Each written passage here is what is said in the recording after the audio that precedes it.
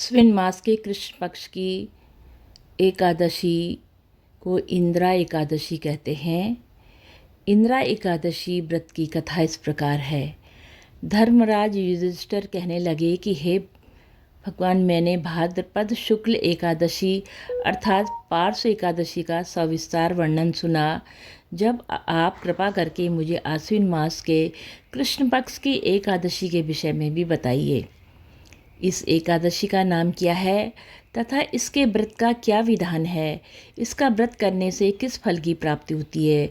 भगवान श्री कृष्ण कहने लगे कि आश्विन कृष्ण एकादशी का नाम इंदिरा। यह एकादशी पापों को नष्ट करने वाली तथा पितरों को अधोगति से मुक्ति देने वाली है। इस एकादशी से संबंधित जो कथा प्रचलित है उसे मैं तुम्हें सुनाता हूँ, श्रद्धापूर्वक श्रवण करो। प्राचीन काल में सतयुग में एक महिष्मती नामक नगरी, जिस पर इंद्रसेन नाम के राजा राज्य करते थे, वह राजा बड़े ही दयालु और प्रतापी थे, जिस कारण किसी भी वस्तु की कमी नहीं थी उनके राज्य में, और उनकी प्रजा भी बहुत सुखी पूर्वक जीवन व्यतीत कर रही थी। एक दिन राजा अपने दरबार में बैठे थे तो देवर्षि नारद भी वहां आ पहुँचे। नारद को देखकर राजा अपने आसन से उठे और उनका भव्य स्वागत करते हुए प्रणाम किया और उन्हें आसन ग्रहण करने को कहा। इसके बाद देवर्षि नारद जी ने राजा इंद्रसेन से कहा कि हे राजन, आपके राज्य में सभी सुख भोग रहे हैं, प्रजा को किसी प्रकार का कष्ट या दुख नहीं है। मैं आपकी इस उदारता को देखकर अति प्रसन्न हुआ। नारद की बात सुनकर राजा ने कहा, ये सब तो आपकी कृपा है भगवान, जो मेरे राज्य में हर प्राणी सुख भोग रहा है। इसके बाद राजा इंद्रसेन ने महर्षि नारद जी से आने का कारण पूछा और कहा कि मैं आपकी क्या सेवा करूं जिससे आप प्रसन्न हो जाएं। राजा की बात सुनकर नारद जी बोले, राजन, मैं एक बार यमलोक गया तो देखा कि तुम्हारे पिता भी वहां बैठे हुए थे। हे राजा, तुम्हारे पिता भी तुम्हारी तरह ही बड़े ज्ञानी धर्मात्मा थे, किंतु एकादशी का व्रत नहीं करने के कारण मरने के बाद वो यमलोक में गए, जिस कारण वो बहुत दुखी हैं। उन्होंने तुम्हारे लिए एक संदेश भेजा है। राजा ने पूछा, वो संदेश क्या है? देवर्षि, कृपा करके मुझे बताइए। आपके पिता ने कहा है देवर्षि, आप मेरे पुत्र इंद्रसेन, जो इस समय पृथ्वी पर महिष्मती नामक नगरी के राजा हैं, उसके पास जाना और कहना कि मैंने पूर्व जन्म में कुछ बुरे कर्म किए हैं जिसके मुझे ये लोक मिला है।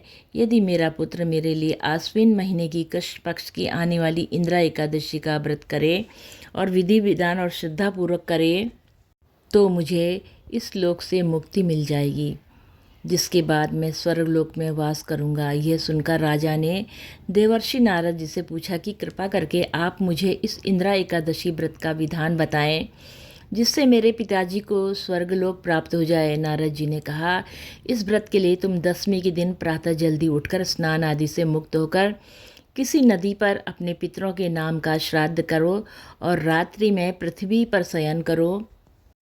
इसके बाद एकादशी वाले दिन प्रातःकाल जल्दी उठकर सूर्य भगवान को पानी चढ़ाने के लिए एक लोटे में जल, धूप, दीप, पुष्प आदि डालकर भगवान विष्णु जी को भी चढ़ाएं और इस व्रत का संकल्प लें कि मैं आज पूरे दिन व्रत निराहार करूंगा और सभी भोगों का त्याग करूंगा।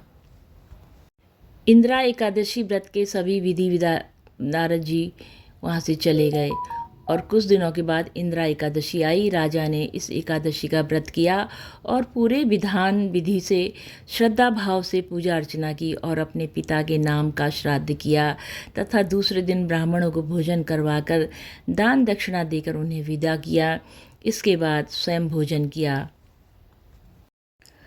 राजा इंद्रसेन के इंदिरा एकादशी व्रत के प्रभाव से उसके पिता को यमलोक से मुक्ति मिल गई और वे सदा के लिए स्वर्गलोक चले गए।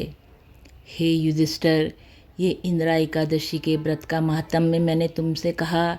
इसके पढ़ने और सुनने से मनुष्य सब पापों से छूट जाते हैं और सब प्रकार के भोगों को भोगकर वैकुंठ को प्राप्त होते हैं।